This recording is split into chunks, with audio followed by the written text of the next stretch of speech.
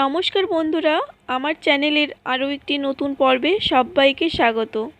আজ আমি আপনাদের সাথে শেয়ার করব মিষ্টি কুমড়ো দিয়ে তৈরি সুস্বাদু ও মুখরোচক একটি রেসিপিটির নাম হলো মিষ্টি কুমড়োর চপ বা কুমরি, যেটা টি টাইম স্ন্যাক্সের পাশাপাশি ভাত আর ডালের সাথে খেতে খুবই ভালো লাগে।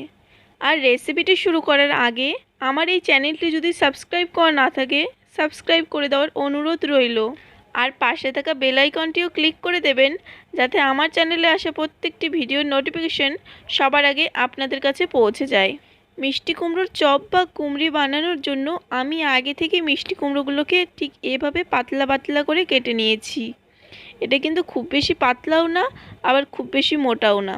আপনারাও কিন্তু ঠিক এইভাবেই কেটে নেবেন, তাহলে মিষ্টি কুমড়োর চপটা খুব সুন্দরভাবে তৈরি হবে। এখন কুমড়ির উপর দিয়ে ছড়িয়ে দেব সামান্য লবণ। এতে মিষ্টি কুমড়োর ভিতরে যে জলটা রয়েছে সেটা বাইরে বেরিয়ে আসবে, আর কুমড়োগুলো একটু নরমও হয়ে যাবে।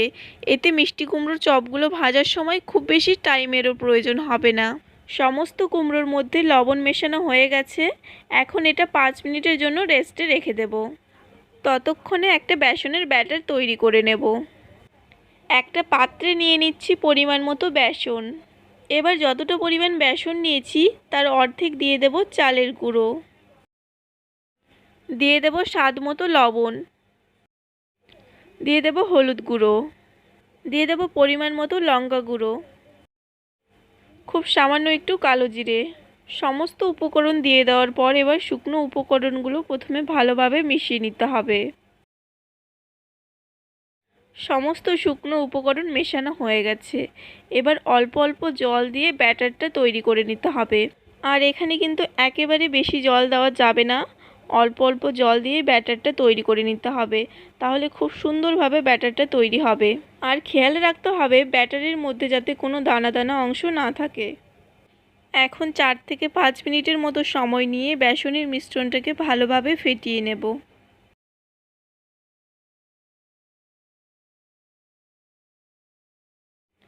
5 মিনিটের মতো সময় নিয়ে বেসনের ব্যাটারটাকে তৈরি করে নিয়েছি।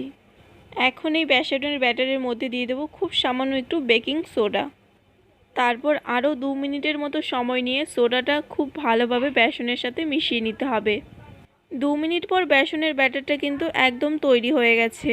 আর কুমড়ো চপের জন্য বেসনের ব্যাটারটা কিন্তু ঠিক এভাবে ঘন করে তৈরি করে নিতে হবে। এখন আমি আপনাদেরকে একটা কুমড়ো নিয়ে কোট করে দেখাচ্ছি। দেখুন বন্ধুরা, বেসনের ব্যাটারটা যাতে ঠিক এভাবে কুমড়োর গায়ে লেগে থাকে। এবার কুমড়ো চপগুলো তৈরি করে নেওয়ার জন্য আমি আগে থেকে বেশ ভালোভাবে তেল গরম করে নিয়েছি। এখন বেসনের মধ্যে কোট করে কুমড়োগুলো তেলে দিয়ে দিতে হবে। আর এই সময় আঁচটা একদম লো টু মিডিয়াম আঁচে করে দিতে হবে, তাহলে মিষ্টি কুমড়োগুলো ভিতর থেকে খুব সুন্দরভাবে ভাজা হয়ে যাবে। এখন 3 থেকে 4 মিনিটের মতো সময় নিয়ে মিষ্টি কুমড়োর চপগুলো খুব ভালোভাবে ভেজে নেব। আর দেখুন বন্ধুরা, মিষ্টি কুমড়োর চপগুলো কিন্তু খুব সুন্দরভাবে ফুলে গেছে। আপনারা একদিন হলেও বাড়িতে এইভাবে মিষ্টি কুমড়োর চপ বা কুমড়ি তৈরি করে দেখতেই পারেন। আশা করছি আপনাদেরও দারুণ লাগবে। 4 মিনিটের মতো সময় নিয়ে মিষ্টি কুমড়োর চপগুলো উল্টে পাল্টে বেশ ভালোভাবে ভেজে নিয়েছি।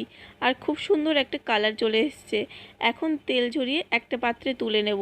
একইভাবে সমস্ত মিষ্টি কুমড়োর চপগুলো ভেজে নিচ্ছি, তারপর আপনাদের দেখাচ্ছি। সমস্ত মিষ্টি কুমড়োর চপ বা কুমড়ি খুব ভালোভাবে ভেজে একটা প্লেটে তুলে নিয়েছি। এখন এই কুমড়োর চপের উপরে বা কুমড়ির উপরে সামান্য একটু বিট নুন ছড়িয়ে পরিবেশন করতে পারেন। তো বন্ধুরা, আশা করছি আমার আজকের এই ভিডিওটি আপনাদের ভালো লেগেছে। যদি ভালো লেগে থাকে তাহলে লাইক, কমেন্টস আর যতটা সম্ভব শেয়ার করে দেবেন। ভিডিওটি শেষ পর্যন্ত দেখার জন্য সকলকে অসংখ্য ধন্যবাদ। সবাই ভালো থাকবেন, সুস্থ থাকবেন।